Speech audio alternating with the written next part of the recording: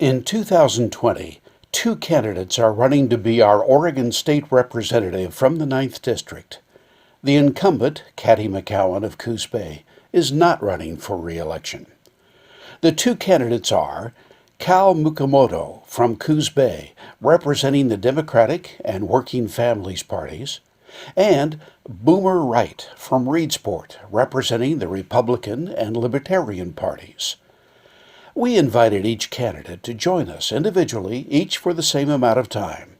Each made an opening statement and answered the same list of questions until their time was gone. Here they are, in alphabetical order. First, we have Cal Mukumoto, the Democrat running to be our Oregon State Representative for the Ninth District. Welcome, Cal, to our forum. Well, thank you, Wes. I appreciate you inviting me and having me on. As Wes said, I'm Cal Mukumoto, and I'm a candidate for state representative, House District 9. 11 years ago, I moved to the coast for a job, and I've stayed for the people and the coastal beauty. I've seen employers come and go, teachers who are overworked and underpaid, and folks who are not able to access the health services they deserve. Our community faces many challenges: access to quality health care, improving our schools, and creating jobs that pay a living wage. I understand the issues that matter most to the South and Central Coast, and we'll make sure they aren't ignored in Salem. I believe in economic growth that is socially responsible, environmentally safe, and economically sustainable. My experience encompasses work from wood products to renewable energy, to technology, and to tourism. During my tenure as the chair of the Oregon Parks and Recreation Department Commission, I have learned about the importance of tourism to our area. And as a forester, I've worked with many people of diverse views and brought them together through collaboration. In Salem, I'll bring people together to get results for our community. Businesses will need bolstering, folks need training, and the delivery of affordable and accessible healthcare is becoming more urgent. We need to develop a long-term growth strategy that creates jobs for all sectors to help all boats rise. Together, we can navigate the path to our coastal recovery. I ask you, please join me on this journey. I have a list of questions that have been prepared by our forum committee. You've not seen these questions in advance, but if you give short answers, I'll ask as many questions as time allows. All right, well, thank you. Here's our first. The current unemployment crisis has revealed a number of administrative and system failures in Oregon's unemployment system. What legislative action would you propose to ensure that Oregon residents applying for unemployment benefits are not subject to such problems in the future?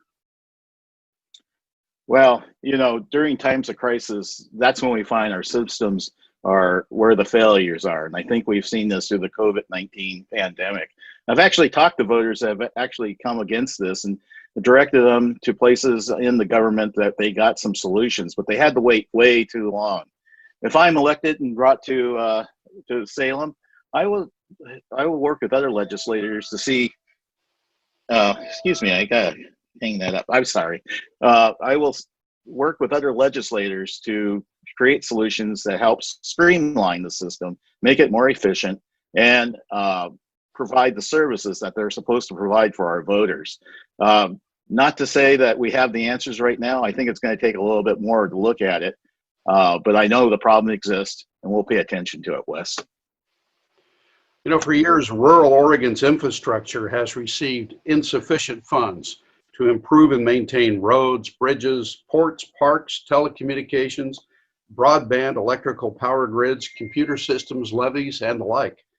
What measures will you take to improve rural infrastructure? Well, that's something I think that we need to be looking at seriously right now, and as we move through the pandemic. As we come out, one of the biggest ways we can have jobs is to invest in our infrastructure. I say, let's do everything from broadband to bridges, and I mean that. First off, I think the legislature has to look seriously at making some investments in these areas. But beyond that, I think we have to work with our federal partners. I know Peter DeFazio has a bill for infrastructure, and see what we can get done at the federal level to bring money back to our district. That's the type of thing that if we invest in infrastructure, not only will it pay for many years, but it will create jobs, good paying jobs. and that will help in that employment sector that we have a problem with. Not only that, we have children, for example, in broadband that are beyond the are out in the outer reaches, and I know that with proper investment, you can get that access to these folks. So that's what I'll be taking that type of leadership. You know, can I wait? Just my campaign manager is calling. I think is that okay, Wes? We'll do a pause right here. Okay, thanks. We're back after a brief break, and let's move on to our next question. Reedsport had an excellent school system when we were locally funded. In 1990, Ballot Measure 5 made the state responsible for most funding, and education costs have spiraled up while education quality has declined. What do you propose to restore, or how do you propose to restore a quality education system at a reasonable price for all of Oregon? Well, education is very important and very high on my list. And I think that we need to continue with the route that we've taken, and that's continue to try to fully fund our schools and resources. As we look forward coming out of this pandemic, schools are going to need even more help, and they're going to be even more challenged. So if I am in Salem, I want to create some of that leadership with others. I want to listen to students, teachers, and parents, and find out what we need as far as resources and what we need as far as what is not, especially for Reedsport schools. I need to find out what is the issues that we need to cover off in those areas. So, that's one thing I think that if we're talking about the recovery from COVID, education is going to be such a important part of that. And for us, we have to put that attention. Not only do we have to invest in infrastructure, as we talked about earlier, we need to create jobs. We need to create a community where we have education. When I was working in Coos Bay, I tried to do some economic development, and a few times it was because of the lack of skills in the area. So, I've talked to local community colleges, and they're interested in providing those skills, not only from a K through 12 basis, but we can also talk about adult education as we go forward. So education as a whole, we need to invest in House District 9. I want to create that leadership where we look at continued investment in those areas. Very good. There is much concern regarding the issues of racial and social equality, protests, counter-protests, police confrontations, and violence in the bigger cities of Oregon. How, as a legislator, will you assure that every citizen is treated fairly and that the police are trained to respond to all incidents appropriately? Yeah, that's a tough issue, and it's going on, we face. But let me say this. I believe that people need to feel safe in their homes, and they need to be able to feel like they can go out and safely express themselves about their opinions. And being able to protest is a cornerstone to American democracy. I have three police officers in my family. One's retired. One is transitioned. He started in the military as a policeman, moved into the public sector, and then he has transferred into the private sector as security. I think it just pays a lot more. And then I still have one that's on the line. And, I'll say that policeman, I'm talking with him, he feels overworked and underrepresented and underappreciated. But I think every one of them would say, we're well trained, but we're not trained in everything, when it comes to enforcement. And so what I would like to do is find out from our policemen what areas that they need help in. And maybe we don't need per se policemen. Maybe we need resources that they can rely on when they hit difficult issues. And so, let's respect our policemen. Let's respect our right to protest. Let's don't destroy private properties, and let's move forward and trying to move forward and create a better environment where we can respect all sides of this issue. And you may have heard our timer go off, so that means our time is up. But Cal, it's up. I want to thank you for participating in the Reedsport Candidates Forum. Thank you so much. Well, thank you, Wes. I appreciate you. It's been enjoyable. So thank you so much for having me on. With us now is Boomer Wright, who is running to be our Oregon State Representative for the 9th District. Boomer, welcome to our forum. Well, thank you. It's wonderful to be here. Thank you for the opportunity.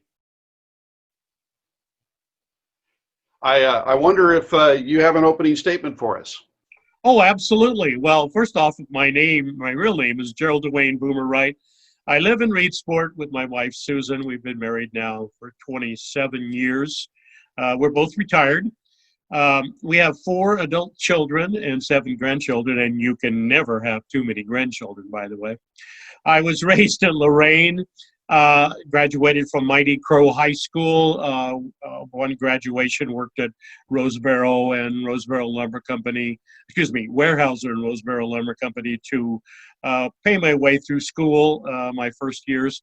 Eventually graduated with a Bachelor of Science degree from Oregon College of Education and moved to Florence in 1972 to be a 3rd grade teacher. I spent 10 years as a teacher there, about 18 years as a principal, and then my last 3 years was the superintendent of schools in Mapleton. After that, being not ready for the rocking chair by any means, I took the job as the general manager at Sea Lion Caves, which was a wonderful job. I met people from all over the world. Spent 5 glorious years there, very successful. And then after that, I became a substitute and substituted at the high schools up and down the coast here, and especially here in Reedsport. Also started my own business. I write children's books, a company called Just Write Books. And so I've been doing that for about the last 6-7 years. And so, like I said, we moved to Reedsport 3 years ago, have really enjoyed it. And then I decided to run for state representative in January, and here we are.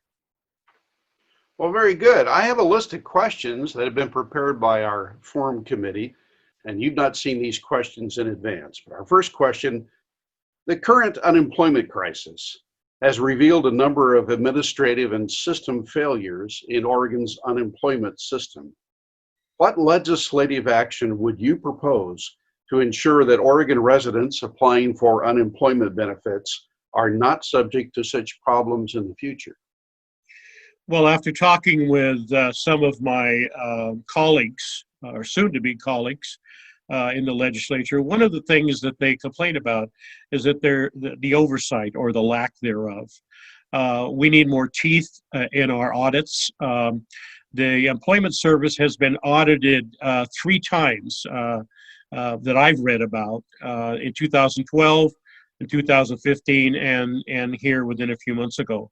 The same suggestions have been given to the Unemployment Service, and they've not been followed, and there has been no teeth, or there has been no follow-up. So my goal would be to go to Salem and hopefully be on a committee that would provide oversight and teeth into making sure that our employment service does what they're supposed to be doing. We've got $85 million there waiting for us to upgrade our systems, and it hasn't been used. And it's been there since 2009. So you kind of wonder what's happening at our leadership at the state level.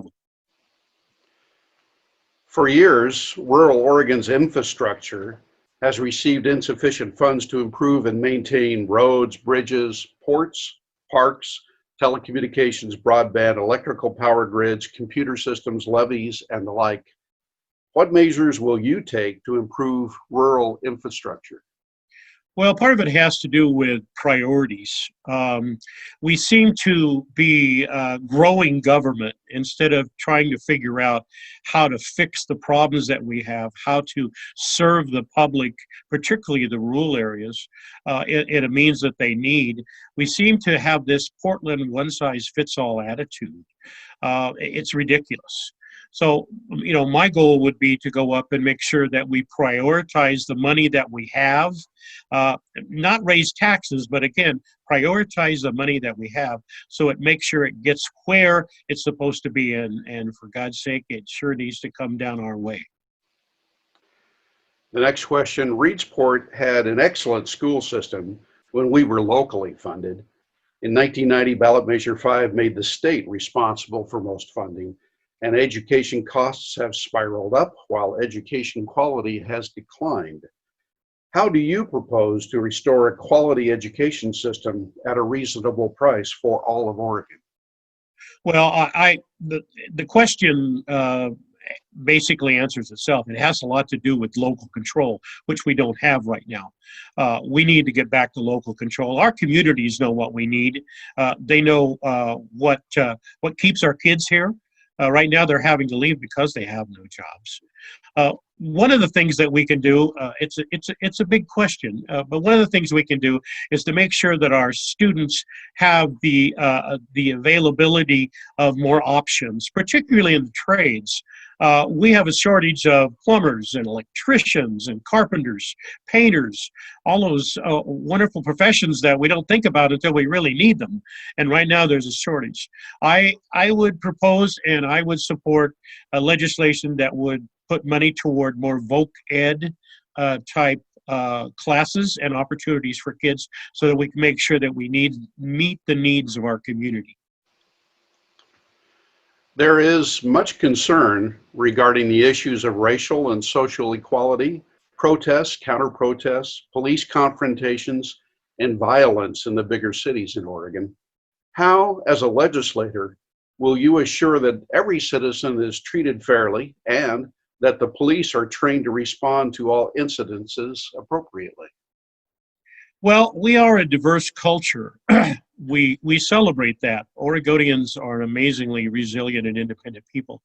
And we're stronger because of our diverse nature. If we look at the police, for one thing, I mean, there are always going to be people in any organization that unfortunately do not follow along with what is prescribed for them. But you know what? When you break your leg, you don't break the other leg.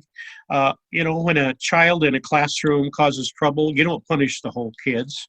In an organization, when one bad apple appears itself, you don't fire the whole building.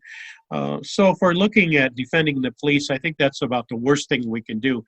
We should really not defund the resources from those who protect us, particularly from those who cause us harm.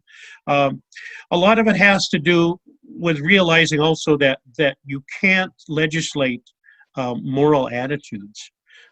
We have to do that ourselves, and we have to be a lot more considerate and respectful of others, and we have to do this in a peaceful manner. A lot of it has to do with pointing fingers and blaming other people. Maybe those fingers have to point back a little to us and say, we have to back up a little bit and decide that we have to make changes ourselves before we start figuring out how to change other people. And in the time we have left, what is your position on the issues of cap and trade, forest management, and climate change? Whoa. Well, first off, our weather is changing, obviously. And whether you get into a discussion about climate change and what's happening to our country and the world in general, unfortunately, we seem to be spending a lot more time arguing about if it's climate change or not, instead of dealing with the issues that are happening right now. We've got forests on fires. We have towns that are burning. We have people are losing their lives, and we're sitting around arguing about who's right, whether it's man calls or it's just systemic change. No, we got to get over that. We've got to start talking one another and working together, whether it's particularly with our forests right now. We're going to have over 1 million acres of burnt land. And we need to allow people in there to do some logging so that not only can they eventually bring revenue back to the state, which they're needed desperately right now, but also the companies can replant our forests and get us back where we need to be. A lot to cover in just a few minutes as all these questions. But I so much appreciate you coming on our forum and discussing these issues. Thank you. Appreciate being here and having the opportunity to talk with you. Reedsport is a wonderful community.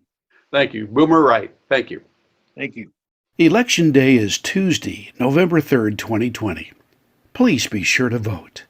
If you are mailing back your ballot, Mail it as early as possible, and certainly no later than October 27th.